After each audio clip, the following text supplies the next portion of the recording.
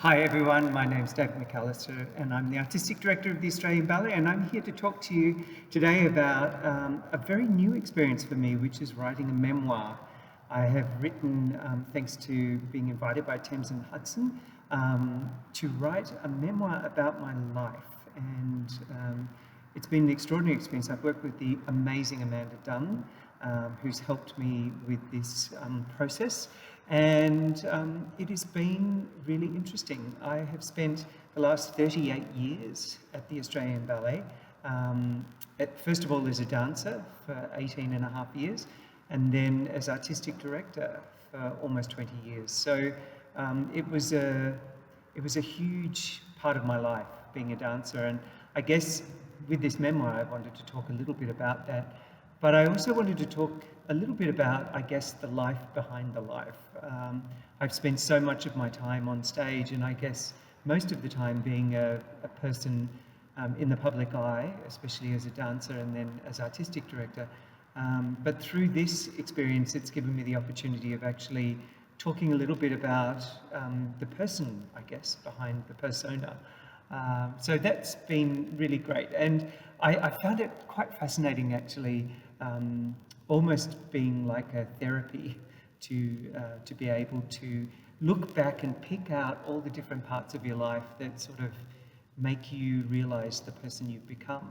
And we start the book actually talking about probably the first relationship in my life, which was with a dancer who was my idol when I was a young boy, and that was Kelvin Coe.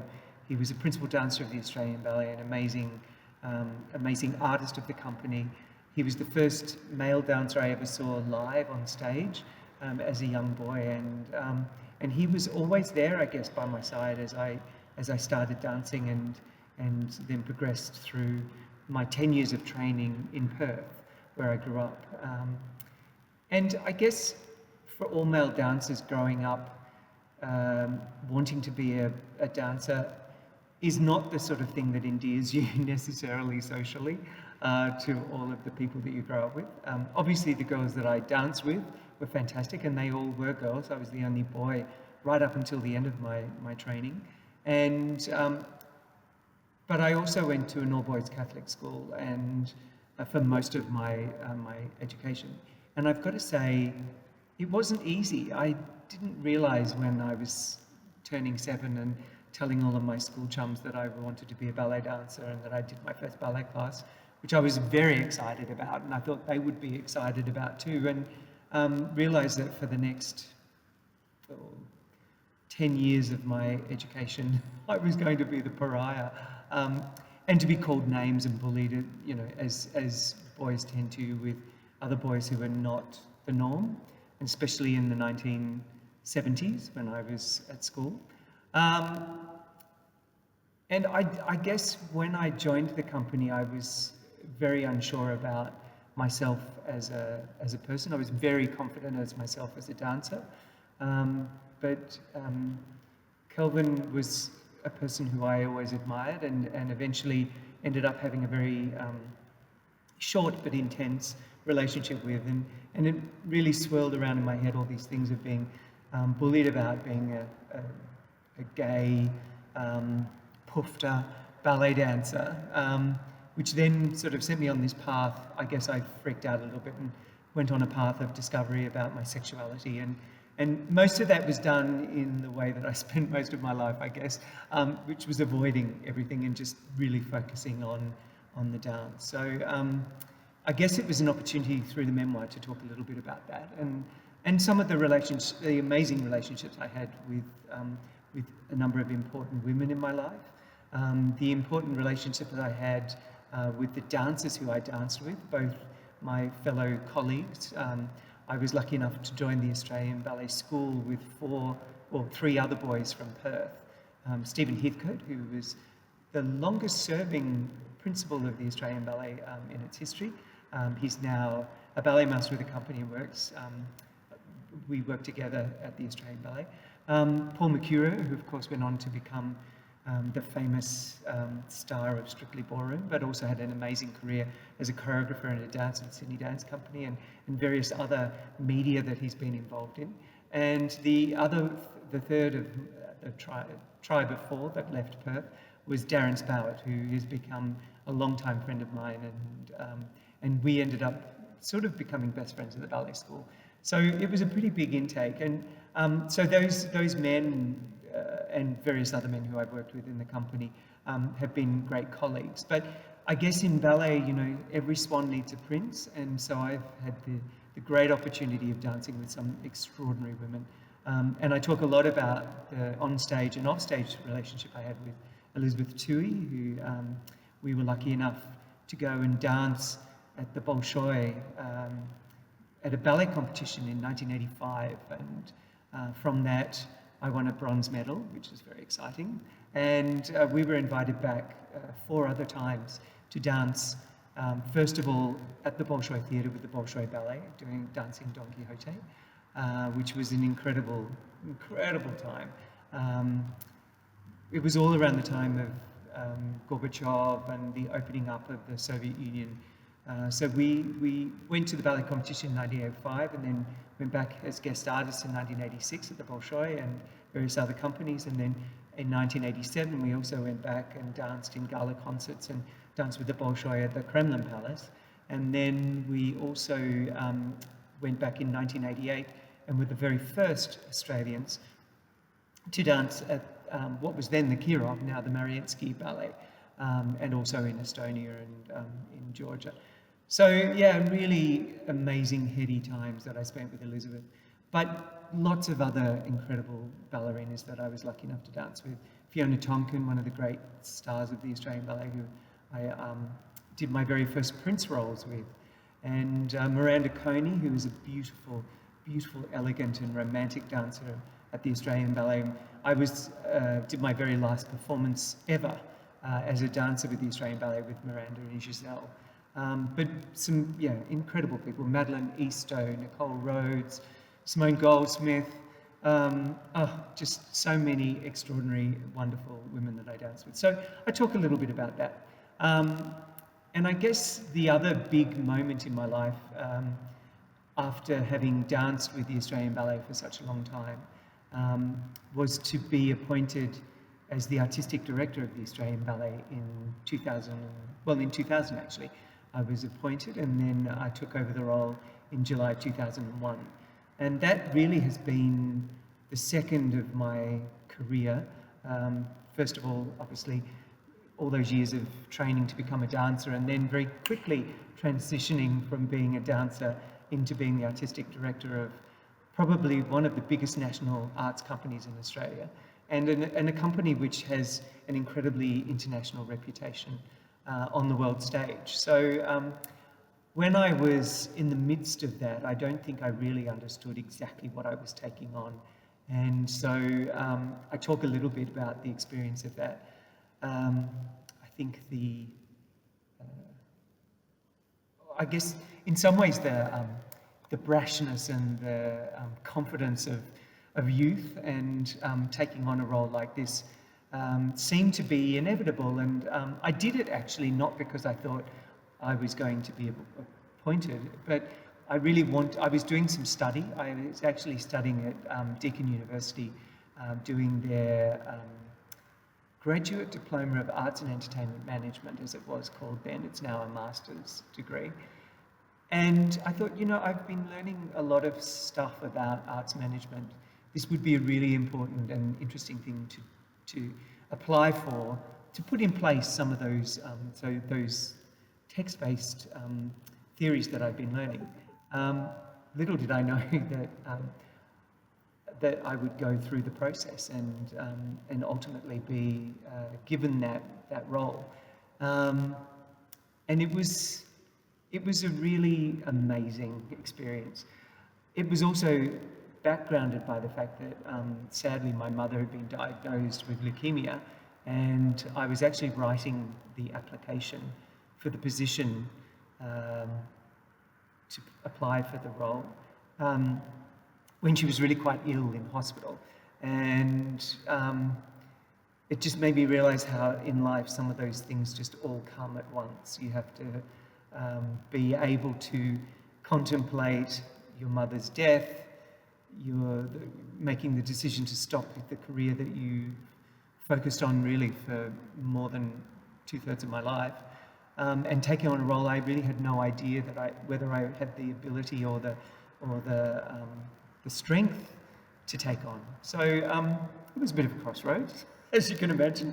But I was appointed in that role by Mel Ward, who was the chair of the Australian Ballet at the time, and I guess that began the second part of my career and the second part of my life, where I became that director who followed people like Dame Peggy Van Praagh and Sir Robert Helpman and Maina Gielgud to chart the artistic future of the Australian Ballet. So I've been doing that for the last 20 years since I was appointed, and interestingly, I have now become the longest serving artistic director of the Australian Ballet ever, the number 7 in line from Dame Peggy Van Praagh. And I have the interesting, I guess, perspective that I am the only artistic director of the Australian Ballet who has actually worked with every single previous artistic director in some way or another. Dame Peggy was the one who gave me my first start, I guess, when she chose me to be in her touring production of Giselle. Talk a little bit about that. And then Sir Robert Helpman danced with us in 1986 when we staged Dame Ninette de Valois' production of Checkmate. And I was actually on stage with him. He was dancing the role of the Red King just only months before he died. And so that was incredible. And Williams, who followed him, staged the John Cranker repertoire, and I worked with her a lot in that opportunity. And she also staged a beautiful production of Swan Lake, which I also got to perform with and work with her. And then I worked, of course, with Marilyn Jones.